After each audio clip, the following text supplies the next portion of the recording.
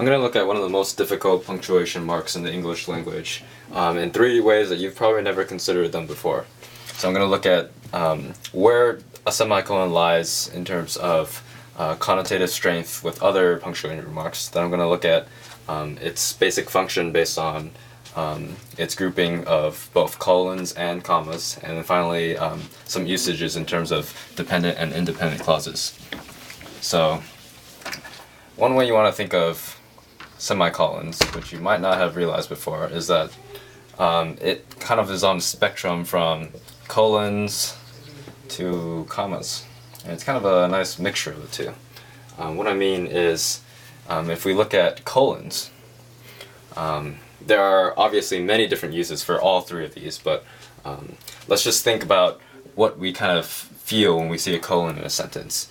And we usually think of it as being the start of a list or a direct proof of something or an explanation. But I want to consider how we see it most of our days now at the internet is when we chat with people, we always see our name as a screen name, and then colon, and then what we say, and then you say something. But look at what the colon's doing here. It's really stating an almost direct explanation of what happened before. Me is entirely dependent on what I'm saying. You are dependent on what you are saying, and the colon is dictating that. Now look at what we see in literature. We don't typically see colons. We see, you say, I said, comma, something, and then you said, comma, something. And there it feels much more lyrical, it flows better. It's simply a connection of the two, instead of a very strong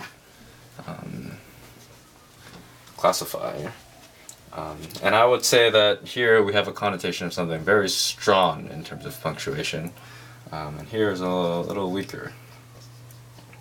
Although these are both describing the same kind of dialogue that would happen.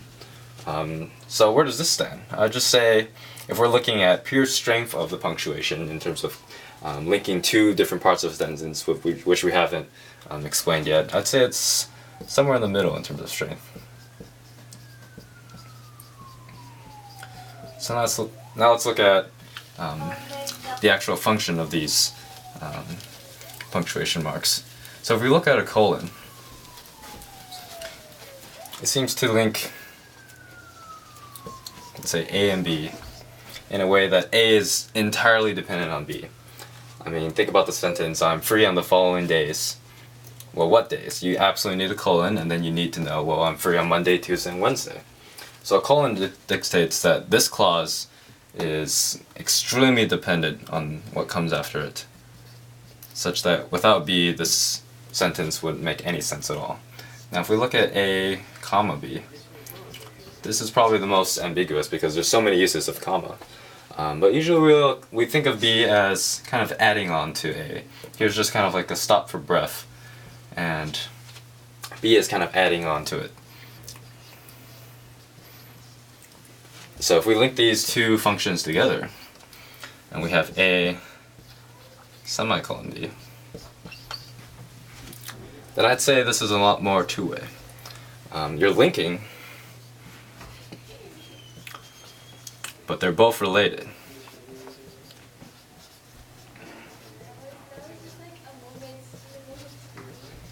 So we have more of what you might consider a juxtaposition of two parts with equal strength, whereas here you have bigger strength here you have bigger strength here, but here they're both weighted equally in the sentence.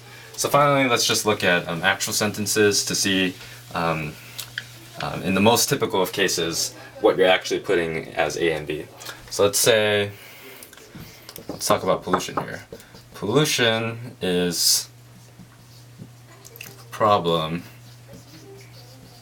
in this city, LA. So here's a colon in usage, and it's entirely dependent on what comes after the colon. But notice that here is an independent clause, and here is something that wouldn't exist by itself. But if we use something like pollution is a problem especially in LA. Then here we have, again, a clause that would exist by itself, and here you seem to be adding on something, such that you actually don't need this part of the sentence, and it would still make sense. But this is adding more information. And now we look at something like, pollution is a problem. Just look at LA. And here we feel equal weight on both sides of the sentence.